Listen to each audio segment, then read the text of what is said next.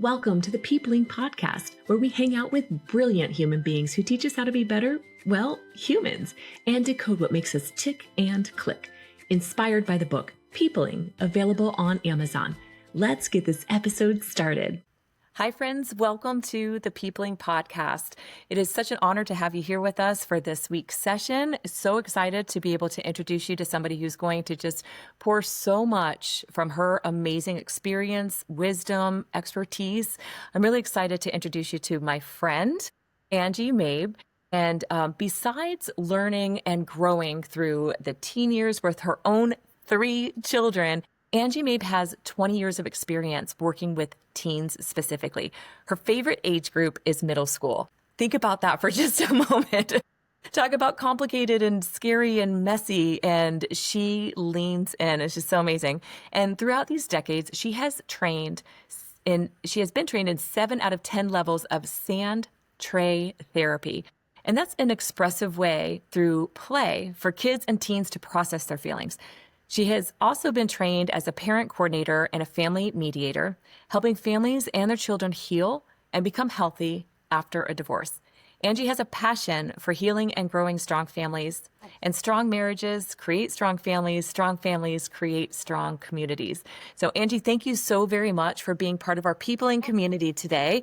On top of that, I know you've got just a tremendous perspective to share with us today, and I'm ecstatic to get to extract all of this amazing goodness from your brain. So let's start off with what drew you into this field, and was there a personal story that you had lived through that really just drew you to this part of your profession?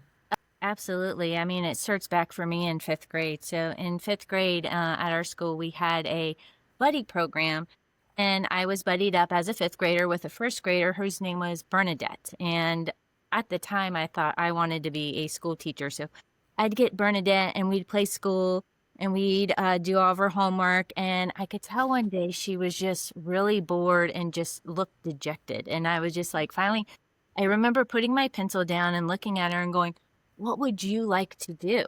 And she goes, "Honestly, I just want to go swing." So we went outside to the playground and we just sat on the swings and we talked and we connected, and we did this for weeks. And her mom came and she's like, "Wow, what such a difference. Thank you so much." And I just remember just being overjoyed to be able to connect with her on that level and help pull her out of her shell. My aunt at the time was a counselor, so I knew that counseling was a thing. And I was like, maybe I want to do this thing. But then in my own teenage years, I went through a bout of anorexia, and I had to go see my own counselor, Bob, And so it was at that point in time, I remember sitting in his office and he's like, "What do you want to do?" And I go, "Your job," And so I just remember the struggle of struggling through my teenage years and the value of going to my counselor, Bob, and how tremendously he helped me through that time in my life. I absolutely love that. I'm a huge fan of therapy and the great work that we can create in partnership with somebody guiding us.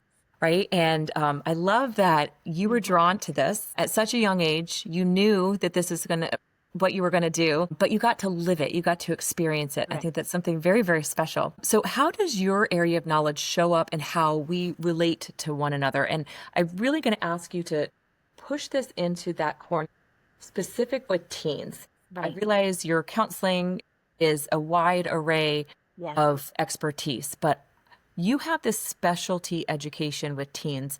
And so I'd like to ask you to lean into that. Well, I think the biggest question teenagers have to answer is the question of, who am I? It's an identity question. And this is why you see it so acceptable that they switch boyfriends and girlfriends, switch hairdos, switch music styles, switch clothing styles. They're literally trying out things to see what fits, what works, what do I like, what don't I like? And they're experimenting during this age to try to figure out, who do I want to be as I grow up? And, sometimes some of them get it right as far as the character. It's your character of who you want to be, not the things and not the performance. And so I think it's just helping teenagers struggle through finding and discovering themselves. So what's the biggest struggle that people have in this area. So teens are figuring out who they are, who their friends are, their character, right? They're developing it and they've got this core way of being in the world, but does that even fit who I've been or who I want to be? Like, what's the biggest struggle there? I think the biggest struggle is for a lot of teens is figuring out themselves in regards to their family dynamics. Some teens come from fantastic families, and that is absolutely wonderful. And it's a solid base, a solid foundation, and a launching pad for them to still discover where do they fit into the world. Some other teens, unfortunately, didn't have that solid base because their parents didn't have a solid base because their parents didn't have a solid base. And so the generational habits continue. And so they're trying to figure out, how do I launch into my adult life when my foundation and my base feels already shaky? It's like, who do I trust? How do I navigate this? How do I navigate relationships in a healthy way, especially if they weren't demonstrated healthy relationships? So if we don't get this right, what happens? So somebody doesn't have the right set of examples and modeling for them, but they know, I don't want to grow up like that. I don't want to have those kinds of relationships. I don't want to communicate and connect with the world this way. And what happens when we don't get that right? Or how does somebody wake up and make that happen right? Right. Well, I know I'm a Christian, so the Bible says my people suffer for lack of knowledge. And so I think part of it is educating yourself. Get a hold of a bunch of materials, a bunch of podcasts like this one, and a bunch of books like the one you're coming out with, to be able to learn those people skills, to be able to learn those relationship skills, because again, they're called communication skills, relationship skills. Skills are something you can learn. And so part of it is, okay, so you didn't see it demonstrated to you. It doesn't mean you can't learn it. Now, the caveat to this is really addressing the belief system underneath that. So the best way I can describe this is, think of a tree. You've got the apples, the trunk, and then the roots, okay? The apples can represent the behaviors. We can take the apples, throw them off all day long, get rid of the behaviors, but you're constantly behavior modifying. You're constantly have to manage your behaviors. The tree represents your emotions. We can chop down the tree, but if you've ever chopped down a tree before, whoosh, it sprouts, it regrows. So initially, you're going to feel immense relief of really grappling with the heavier emotions, but you're going to have to constantly emotionally regulate. The roots represent the lies. What lies are you actually believing? And so the lies can be like, I'm not good enough. I'm undeserving. I'm not lovable. I'm not a priority. I'm not considered. I'm not pretty enough. I'm not smart enough. And so those are some of the lies that if you can get to the root of the lie, you eradicate the whole tree. I love what you just said. And I think that most of us don't think about what we think about. And sometimes we don't even question where our beliefs come from, right? Grandma always did it this way. Mom always did it this way. Right. This is how I'm doing it. My caretakers, right? Just what was part of our environment. So let's say somebody's listening right now and they're a teenager and really struggling to break free from those behaviors that were modeled, the habits that they've just come to accept from their caretakers or parents or other family members. Right. It's an easy assumption to say, well, if you're part of a family unit, there's unity. Yes. there's that's a myth. I mean, there's Correct. not enough representation for me to believe that as a truth. Right. And I bet that there's some parents that are listening to you speak right now and go, I have a teenager that I don't recognize. They're not the same kid that I raised for the first 12 or 14 years of their life, or we are just not speaking the same language. Correct. And they're probably on completely different pages or wavelengths. Like, what could you share with them right now that might help them be able to see that other perspective? Like, what's going on in a teen's mind that's not going on in that mom's mind, right? Sure. Well, I think as parents, we look at our kids and we're like, man, you are good enough. You can do anything you want.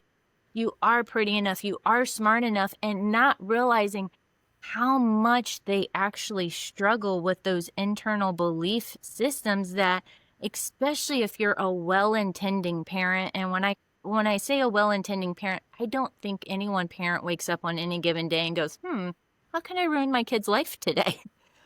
But through us being human, through us having our own hurts and pains and woundedness, through us having a bad day, the way our kid perceives us and the way they perceive situations, they can start ingraining certain belief systems that we never intended them to have. You know, for example, your kid can ask you, hey, can you pick me up some chocolate milk at the store? And you're like, yeah, I got you. You go there. You're not used to getting chocolate milk. Totally forget.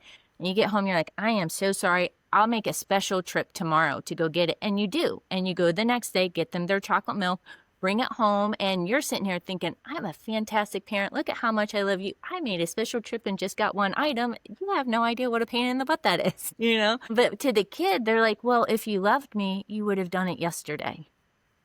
You know, and so they start ingraining this maladaptive message of I'm not loved, and it starts rooting as a lie. And it's just like, no, what lies are you believing? And how do we uproot that lie and replace it with the actual truth? Are there some questions that somebody can ask themselves? And what's the measuring tool of, is this the truth or is this a lie? I think some good questions is getting honest with yourself. You know, I had a friend years ago. She was so cute and funny because she kept a journal, and she goes, yeah, I don't honestly write in my journal. She goes, because what if somebody reads it? And I'm like, well, if you can't tell yourself the truth, then who can you be honest with? You know? So I think part of it is just having a moment of honesty with yourself of going, what is it in my quietest moments that I really fear? What is it that I really believe? What are the lies that hang me up? What is the truth? That's so good. I knew of a woman who her whole life believed that her mom just hated her. And when she really worked back to the cusp of it, you know, and got deep and asked questions and removed layer after layer after layer of these really self-inflicted beliefs, but she just thought it was the truth. It turns out one of her youngest memories, 3-4 years old, her mom was mopping in the kitchen and she went to dart across the wet floor, and her mom said, stop right there. And she wound up internalizing that and created stories that my mom loves a clean floor more than she loves me. And you hear this right now and you might go, come on, no one thinks that. Right. The mind of a young child could absolutely grasp onto that, right? Absolutely. And then build on that. Right. Absolutely. I had that experience with my oldest daughter one time. She was going to her dad's house for the week, and she asked me a question, and my answer to her was, hey, let me think about it and pray about it this week. I'll take you out to dinner next week and we'll talk about it. And she goes, okay. So we go the whole week, you know, texting back and forth. The end of the week comes, I take her out to dinner. We talk about it, and her response was, oh, so you don't hate me?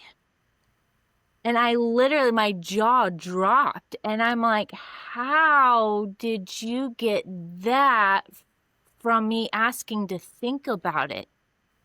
And so part of it is their personality, part of it is their perception, part of it is what perceptions and experiences have they had before that would equate to that. I mean, there's so many factors that go into a person's perception. And the crazy thing about perception, so the neurological pathways in your brain for excitement and fear are the exact same neurological pathways.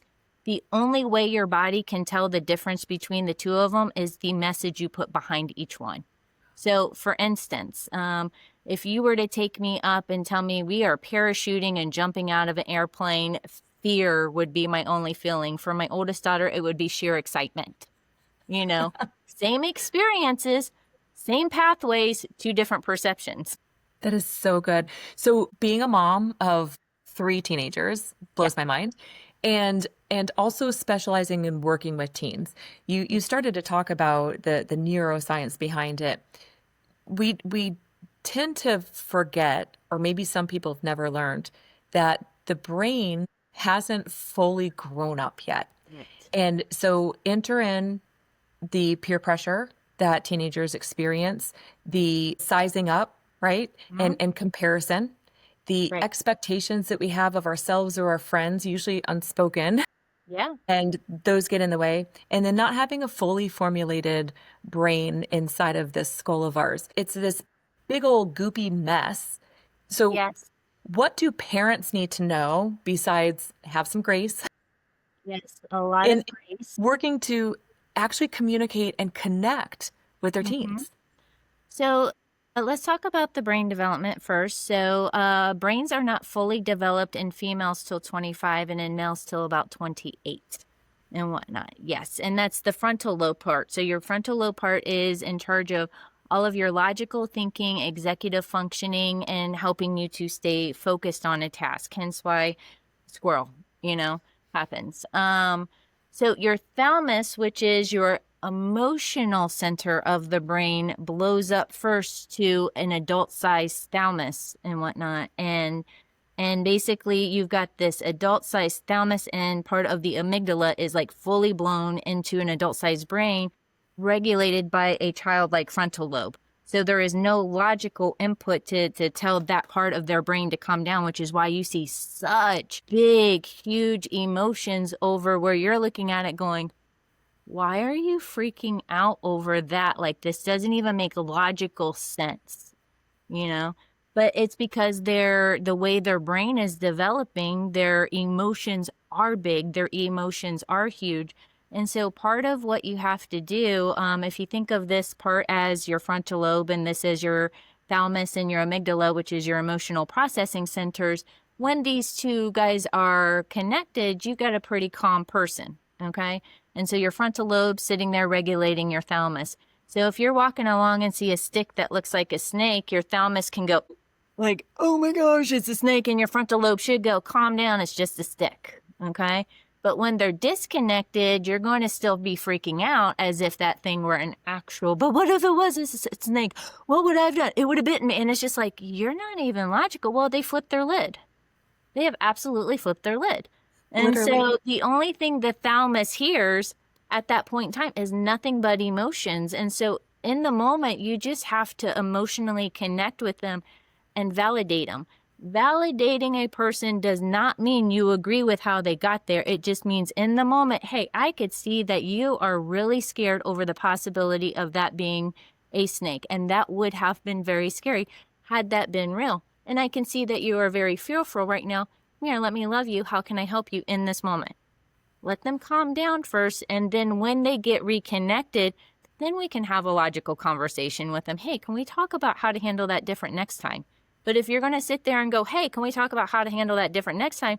They're going to sit here and like, why are you even talking to me right now? You're not understanding where I'm at. Angie, that is so good. Validation is something that I think in a busy state of being is something that we don't honor or focus on.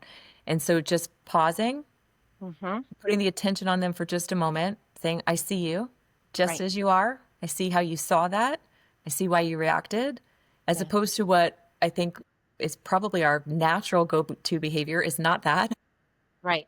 which might escalate a conversation into a conflict, which it wasn't necessary. Correct. And I'll give you a perfect example from my own life. My son was teasing my youngest daughter one time, and she starts getting upset. And I forget the exchange that happened, but he gets upset and he just starts crying. He's just like, I just want to play with her. I just want to have fun with her. And she's always getting on my case. And I logically go, well, buddy, she doesn't know how to abstract things. She doesn't know how to do this. She doesn't understand your sense of humor. Like, all of that was very logical. And the more logic I put down, the harder he cried.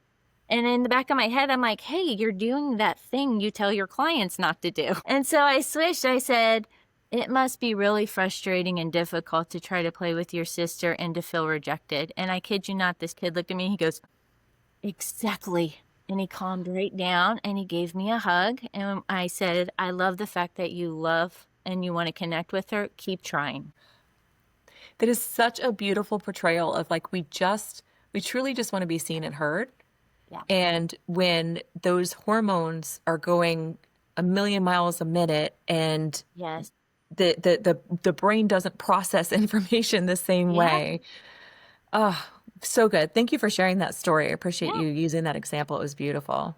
Before we dive any deeper into this conversation, I want to take a quick moment to share a tool that has significantly improved my life, and that's called Growth Day. It's like having world-class mentors right in your pocket. There are daily challenges that help grow your confidence, your inspiration, and your drive. Check out the show notes for your link to a free trial, and don't let another moment pass you by without checking out Growth Day. Angie, thank you so much for what you've shared with us so far, and I cannot wait to just keep digging deeper. Yes. I'd love to ask, can you share with our audience 2 to 3 mindset shifts that we can basically put into action this next week now that we're learning a little bit more about how different the mind is and how we can take that first step into communicating with teenagers? Right. Well, I think the first mindset shift is you got to think of historically of where teenagers were at. Like typically in the hunter and gatherer society, they would have been out of the house by about 14 or 15, starting their own journeys in life. And so their brain is wired between 14 and 25 to want to seek out social acceptance outside of the family because historically this prevented inbreeding and whatnot. And so they would rather seek out social acceptance. In today's society, this is where you see a lot of kids wanting the social acceptance, seeking out other people's opinions. So some of the best things you can do for your kids is get them around good, solid, healthy adults that you know and trust that can pour into your kids. So every time I'm together with my friends, we'll text each other, and if we have our kids together, I'll be like, hey, can you mention this to so-and-so? And I'm like, they'll hear it better from you. Or I'll text them, and I'm like, what do you want me to tell your kid today? Like, what do you want me to bring up? You know? And we'll literally sit there and help each other parent our kids because we know, and we're going to go with the fact that you will hear it better from somebody else, but not your parent. Wow. I love this. As soon as you were sharing that about, encouraging your friends, everybody just speaking life into each other's children. My older sister, she had a friend that had come over. I was 15 and maybe 14. I don't know who or what you were at 14 or 15 years old, but let me paint a picture. Fuzzy hair, unibrow, braces, knobby knees, pigeon-toed. I still to this day stand pigeon-toed. I was so uncomfortable in my own skin.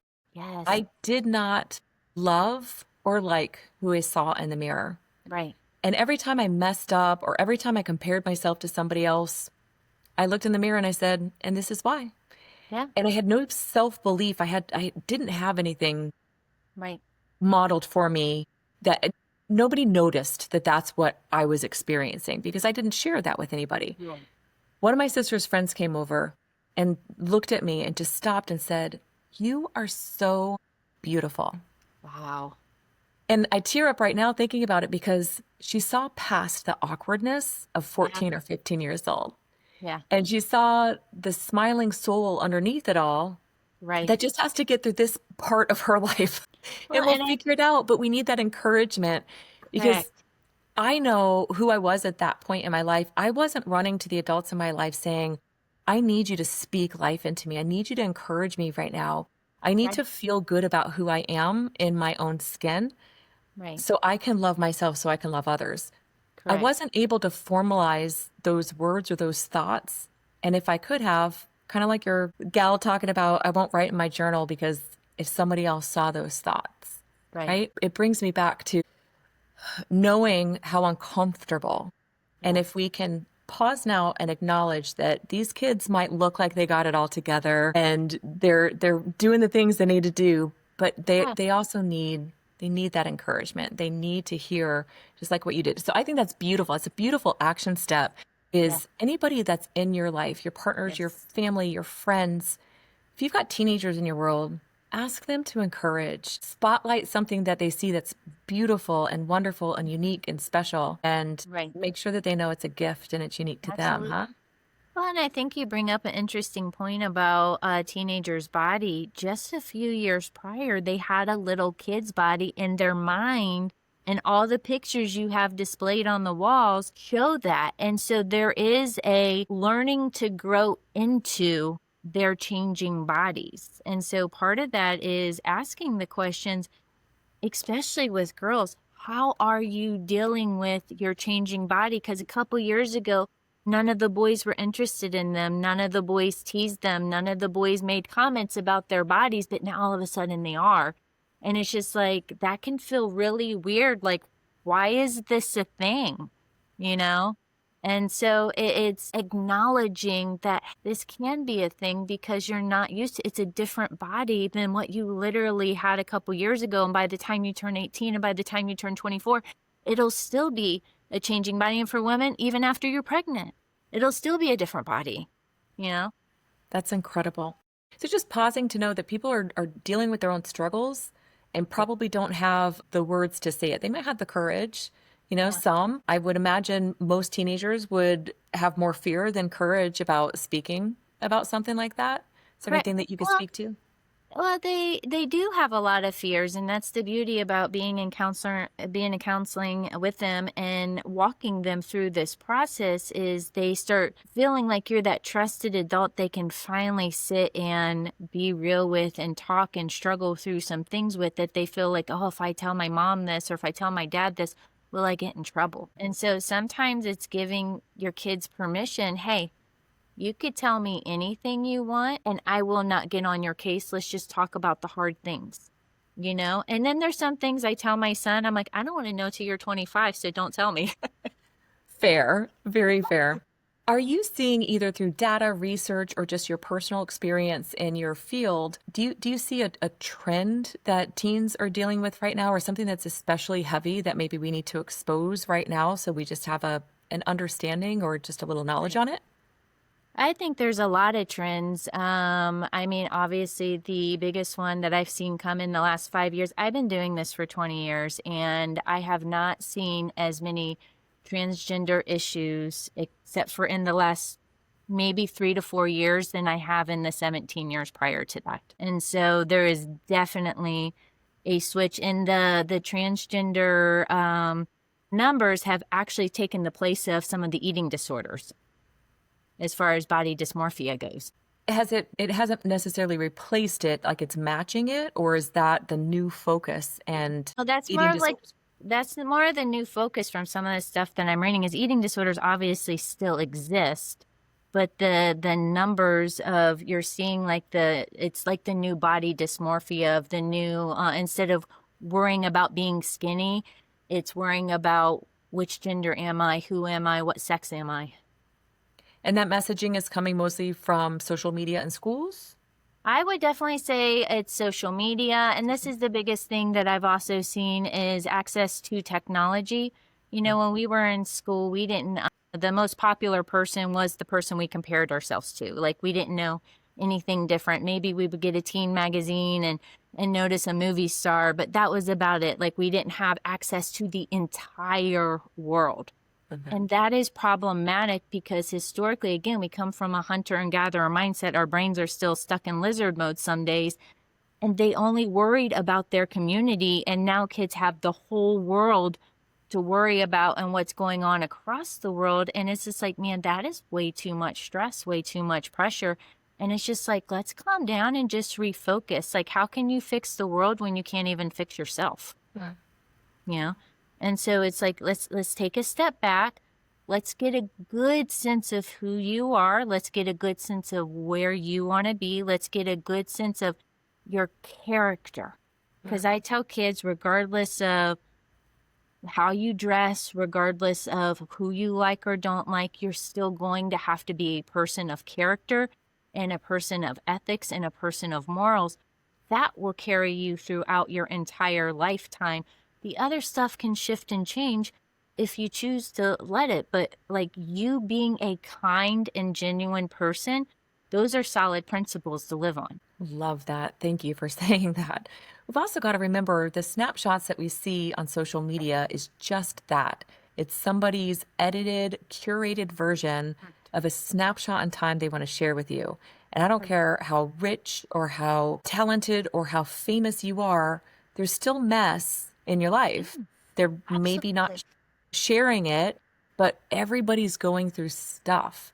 And it's Correct. really easy to sit here in our own mess and Correct. say, wow, this is tough, but look, everybody else has it so easy. How come my life is so tough? We've got to remember Right. this, it's an edited snapshot and it's Right. not reality. Absolutely. We call that egocentrism, as they think the whole entire world revolves around themselves and everybody's looking at them, everybody's watching them. And, what's wrong with me in this instance, where it's just like, pause.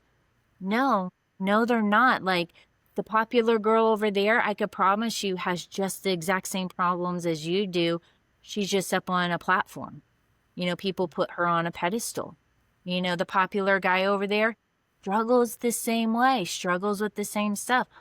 It's like I have seen the whole gamut of kids. I have seen the kids who have been the bullies, the kids who have been bullied, the kids who have been popular, and it's just like the kids who have been the high achievers, and it's just like all of you guys struggle with the same things. And it's just like I wish I could get them to understand you guys are all struggling with wanting to be liked and trying to figure out who you are and where you fit into this world. So beautiful. And the fact of the matter is, we're always becoming, right? Yes. We're always Oh, yeah. growing. We're always seeking to be the better version of Yeah. what's possible in our own life. So we're always becoming. I don't know that you just arrive one day and stay there. Well, you don't, because going back to my analogy of the tree and the roots are the lies, the becoming part is as you continue this life, those lies start getting dug up and you're starting to face them more and more and more. And as you start uprooting the lies, you start healing, you start growing, you start expanding. Your capacity to love and care gets deeper because you no longer are living life by a lie and worried about what people are going to think and trying to cover up this lie. Like if your lie is, I'm not good enough, you're going to constantly try to perform in order to prove to yourself and to other people, I am good enough. As soon as you heal that lie, you could just be. And it's wonderful. Freeing. Very freeing. Yeah. Very good. I love this conversation with you. I'm so grateful for all that you've shared with us. We've got a Be the Change challenge. So if there was just one thing that you could share with our listeners that they could implement into their life this week, that they could bring forward into a conversation or a connection with somebody maybe they haven't spoken to in a long while, maybe they are looking at their teens and hopefully from a different perspective saying, okay, I'm going to approach the conversation and maybe even just the starting blocks together in conversation. What's that one thing that we can implement into our lives this week to deepen a connection with somebody we care about? I would say asking the one question of some honest feedback of if there was one thing you would want to see different in my life, what would that one thing be? And give them permission to say whatever. Just tell them thank you. Don't get upset. Don't get angry. Don't get hurt. They're just giving you honest feedback. If it is a safe enough relationship, they should be honest. Even if it's just, I wish you would just pick your socks up off the floor, but allow them to give you feedback on and be a mirror for you. I think people are so scared to be offended and they get so easily defensive of their woundedness that as soon as you start feeling that defensiveness rise in you, it's just like hit the pause button. That might be an area you might need to examine because you don't get defensive over something that doesn't bother you. What typically would bring up defensiveness? What would make that a soft spot? An unhealed hurt or a wound, and I'll give you an example. My husband and I were talking one day and he said something to me and I could just feel it as like whoosh and whatnot. And I was like immediately, and I don't even remember what he's talking about, but I looked at him very calmly and I said, hey, I just got a whoosh. If we continue this conversation, it will not go well. Can you give me a little bit to figure out why what you just said bothered me so bad? And he just looked at me and goes, throws up his knee and goes, take all the time you need, turn around and walked away.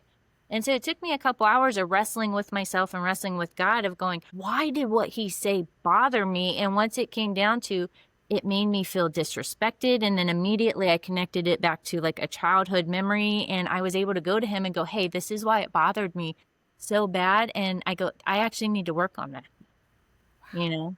And so it was a much more productive conversation than me sitting there defending myself and defending my honor and defending my pain of going, I'm not this bad person.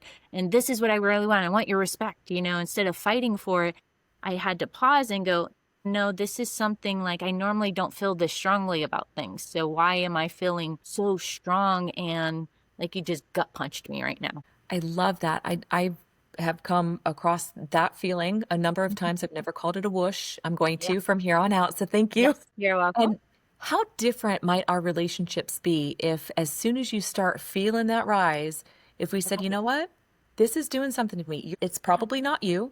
It's something that is coming up inside of me that's probably from the past. Yeah. But I need to unpack. Can you give me some I time? call them, when I work with couples, I call them landmines. I'm like, you're frolicking in the yard of your spouse, and then all of a sudden you come upon a landmine and they blow up, and you're like, holy cow, why are you getting so mad at me over this? They don't know, you don't know. They're trying to defend their landmine because you just blew up an area in my life that is now hurting, so let me defend it. And so I'm going to blame you. And it's like, pause. They're just hanging out in your yard because you asked them to be there. You want them to be there. You want them hanging out in your yard. They didn't walk in that day going, which landmine can I pop open today? You know? And I go, so if they find a landmine, I go, it is now your responsibility to do something about it. Wow, it's so good. Instead of deflecting, right? Instead of deflecting, instead of blaming, instead of getting angry, instead of running into their yard and jumping all over their landmines. You know, it's just like, pause. We are meant to be a reflection to our spouses of going, hey, how can we be better people? How can we be holier people? How can we be the best version of ourselves? And yes, I didn't mean to hit that landmine, but what are you planning on doing about it now? Because I didn't even put it there. So how can I come alongside you to help you heal from this? But I need you to do your own work too. I love that. Well, I want to say thank you so very much for all that you shared with us today. Is there any last words that you'd like to share with our listeners, or a way that we can connect with you on a deeper level? Well, I would definitely say the last words of advice with the teenage years to any parent is parenting a teenager is not for the weak. They will say things that will hurt your feelings. They will have emotions that they're trying to figure out. They're going to have behaviors and attitudes that you're looking at going, who is this child? I did not raise you this way. And part of it is learning to ride the wave. You are learning to help them to grow into the adults. And again, adulthood doesn't fully develop into their mid to late 20s. And so coming alongside them, coaching them, being patient with them, loving them, like deeply loving them. You don't have to love their behaviors, but love them. You know, it makes a world of a difference. So good. I'm number 4 out of 5 kids in my household, and my mom will tell you I was the worst of the worst. But I feel like she's my best friend. Like, I couldn't imagine my life without her. And I really think it's because she didn't give up on me. You know? Correct. She validated and acknowledged. She didn't accept the behavior. She noted the behavior, but she also didn't give in, and she didn't lash out. And I think that you've given us some really incredible tools on how we can really keep that communication open, validating these teenagers that have so many struggles going on, don't necessarily know the words or have the boldness to share it, but just feeling seen for a moment could shift everything. Correct. Absolutely. And don't forget to have fun with your kids. I think sometimes we're just so in the mix of trying to raise them, trying to pay the bills, trying to move up in our careers, trying to do this, trying to do that, that we just forget to have fun with them. So it's like plan some family fun time to sit and connect, you know. Ask them which memes made you laugh today, which videos were you watching. You know, go get to know their friends, invite their friends over, buy them all the food they want, let them eat, you know, have days together that you connect. It's just like, it goes by so fast. Isn't that the truth? Angie Mabe, thank you so very much. I'm going to have some ways to connect with Angie in the show notes, so check that out and follow her. She's got some great content out there, and she's got some YouTube channels and some new things coming up too. Yes, So we'll ma'am. make sure to add that in there as well. Angie, thank you so Absolutely. much for your very valuable time, your insight, your perspective, and for your kindness. This is an Yes. awesome, awesome conversation. And I Thank know you that so you've much for blessed having some me. people. Thank you. Bye, guys. Thank you. Thanks for tuning in to the Peopling Podcast, and grab your copy of the Peopling book on Amazon, and let's keep this connection movement going. Until next time, be curious, be kind, and keep peopling like you mean it.